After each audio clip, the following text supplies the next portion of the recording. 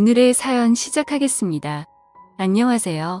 처음으로 이렇게 사연 하나 남겨봅니다. 나이는 중요한 게 아니니 밝히지 않을게요.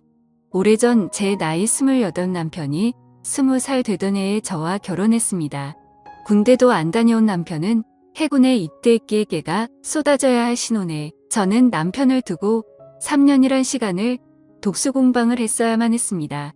처음에는 여자가 나이가 많아서 안 되겠다고 결혼을 반대하던 시부모님이었지만 결혼하자마자부터 시댁에서는 저한테 잘해주시더군요. 특히 시아버지가 저를 많이 아껴주시고 챙겨주셨지만 얼마 안 가 시댁과는 연을 끊게 되었습니다.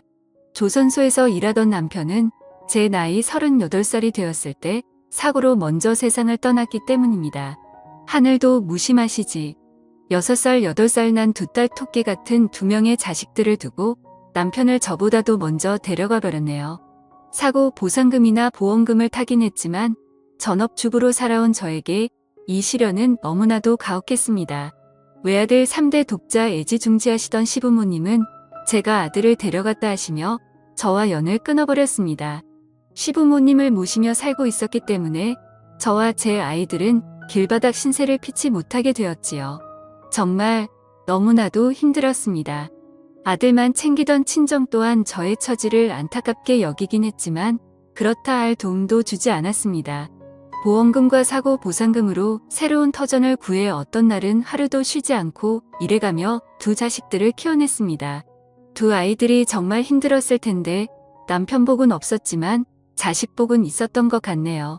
두 아이는 훌륭하게 자라 상위권 대학의 장학금을 받으며 공부를 하게 되었고 첫째는 전문직, 둘째는 대기업에 취직을 하게 되었네요. 두 자식들은 저한테 그동안 너무 고생했다며 이제 자기들이 저를 부양할 수 있으니 당장 직장부터 관두라고 하더군요. 몸은 편해졌지만 참 대놓고 아무것도 안 할라니 그것 또한 너무 힘들더군요. 집에만 있어도 되는가 싶기도 하고 여유가 생기니 그동안 참아왔던 것들이 한 번에 터져 나오더라고요. 그러던 중에 제가 공장에서 일하던 시절 친하게 지냈던 언니를 우연찮게 만나게 되었습니다. 잘 지냈냐고 보고 싶었다고 둘이서 한참 회포를 풀었습니다. 듣자 하니 이 언니는 이미 몇 년 전에 은퇴를 한 상태였다고 하더라고요. 제 아이들이 보고 싶다고 하여 아이들 덕분에 요즘 편하게 지내게 되었다고 자랑 좀 했습니다. 언니와는 가끔씩 만나며 친분을 다져왔는데 그러다 보니 어느 날 고민 아닌 고민거리를 언니에게 털어놓게 되었습니다. 그동안 자식 키우는 데만 집중해서 살아와서 몸은 편해지고 여유로워졌는데 뭘 해야 할지 모르겠다고요. 언니는 그런 게 고민이었으면 진작 말하지 그랬느냐며 저에게 새로운 세상을 가르쳐줬습니다. 여러 취미 활동을 하던 언니가 이런저런 자리에 저를 데려가기 시작했어요. 스포츠 댄스도 배우고 등산도 다니고 제 인생에 해보지 못할 것 같았던 골프도 배우게 되었습니다. 자식들 뒷바라지하느라 일만 하면서 살아 몰랐는데 세상에는 할 게 너무나도 많다는 사실을 알게 되었습니다. 언니는 언제부터 이렇게 인생을 즐기면서 살기 시작했는지 아는 사람들도 참 많더군요. 새로운 걸 하게 되면서 그동안 느낀 적적함은 많이 사라졌지만 그래도 뭔가 채울 수 없는 아쉬움이 강하게 남더라고요. 그러던 중에 언니가 저에게 제안을 하나 해왔습니다. 하루는 저보고 묻지마가 뭔지 알고 있느냐고 물어보더라고요. 좋은 이야기는 들어본 적이 없으니 같이 가자고 물어보는 언니의 말에 한사코 거절의 의사를 표현했지만 앞으로 살아봐야 얼마나 더 살겠냐며 저를 계속 설득을 하더군요. 결국 언니의 간곡한 부탁에 모시겨 한번 다녀와 보기로 했습니다. 약속 장소로 가니 관광버스가 한 대 서 있었어요. 막상 정말 저 버스에 몸을 싣는다 하니 긴장이 되고 가슴이 쿵쿵 뛰더군요. 언니한테 이거 은근히 긴장된다고 하니 언니는 사실 혼자서 몇 번 와봤다면서 잘 설명해 줄 테니 떨지 말고 있으라고 하네요. 버스 문 앞에 있는 남자에게 다가가니 어디 산으로 가시는 분들이냐고 서글서글하게 인사를 하더군요. 회비를 내고 안에 들어가니 버스는 벌써 절반이 넘게 차 있었습니다. 언니와 나란히 자리에 앉아서 버스에 누가 있는지는 확인도 하지 않고 수다를 떨고 있었습니다. 언니가 설명해 주기를 소지품 집기 같은 걸로 짝을 맞춰줄 것이라고 하더라고요.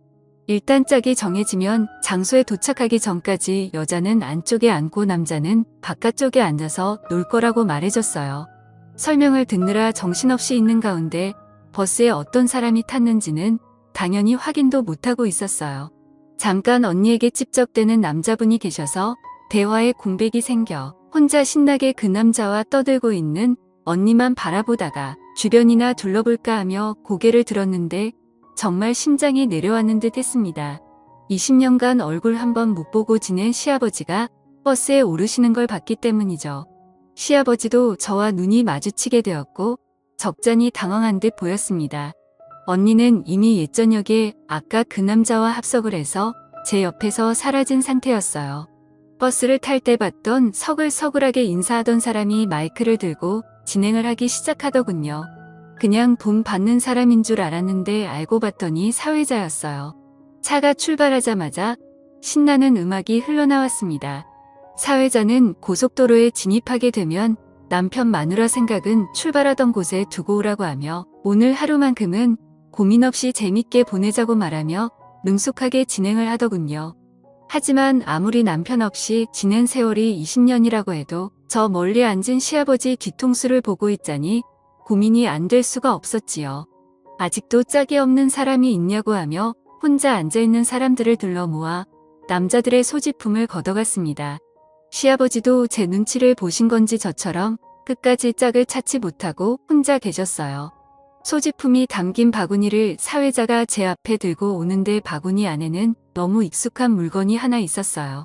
제가 결혼하고 시아버지 첫 생신 때 사들인 가죽 지갑을 아직도 쓰고 계시더군요. 가죽이 달아해졌는데도 불구하고 아직도 사용하고 계신다는 생각에 5만 가지 감정이 교체하더군요. 저도 모르게 가죽 지갑을 집어버리고 말았습니다. 결국 그 버스 안에서 시아버지와 나란히 앉게 되었습니다. 버스에서는 춤판 노래판이 한바탕 벌어지고 있었고 저와 시아버지는 나란히 앉아서 아무 말도 하지 못하고 있었습니다. 짓궂은 행동을 유발하는 사회자의 진행에 저희는 참 많이 당황했어요. 진행에 따르지 않는 사람들에게는 벌금을 먹이겠다는 말에 결국 분위기에 휩쓸려 시아버지와 잊지 못할 시간을 보내게 되었습니다. 바들바들 손을 떠시는 게 시아버지도 엄청 긴장을 하신 듯 싶더군요. 그렇게 긴 하루가 지나고 출발했던 장소로 돌아오게 되었어요.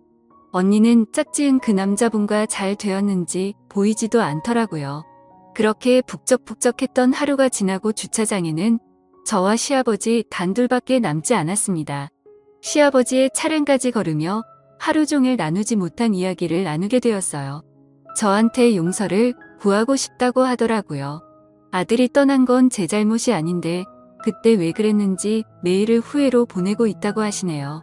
시어머니는 잘 계시냐고 웃는 저희 말에 아들이 얼마나 보고 싶었는지 5년 전에 돌아가셨다고 씁쓸하게 한마디 하시더군요. 시아버지도 혼자서 외롭게 지내셨고 그 외로움 속에서 제가 느꼈을 기분을 생각하니 저에게 큰 죄를 지은 것 같다는 생각을 하셨답니다.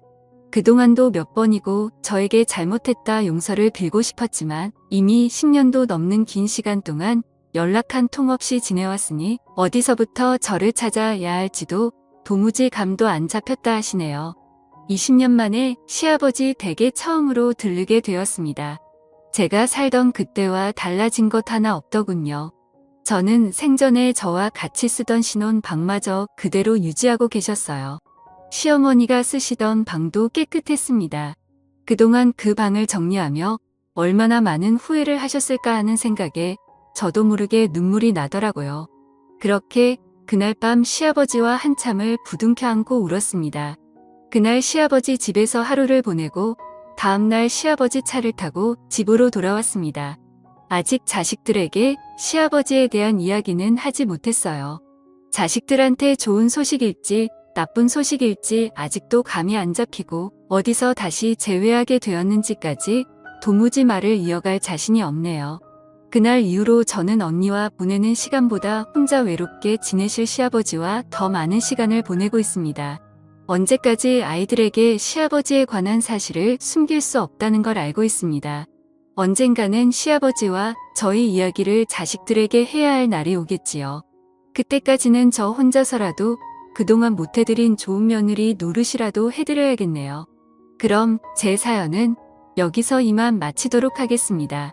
매일 새롭고 흥미로운 사연으로 찾아뵙겠습니다. 구독과 좋아요를 잊지 마시고 다음 사연으로 다시 찾아뵙겠습니다. 감사합니다.